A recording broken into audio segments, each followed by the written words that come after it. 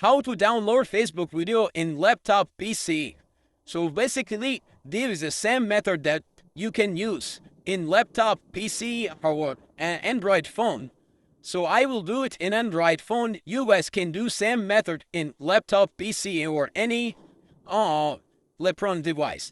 So first of all, open Facebook.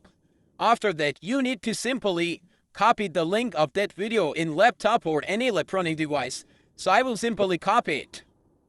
After that, go to Chrome or any browser in laptop or PC.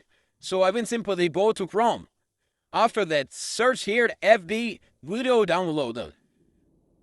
Now click on any website. So I will simply click on first website. Now here you need to paste the link that you copied. You can paste it here. Now click on download. Wait. Here you can see download video in normal quality, download video in SD quality.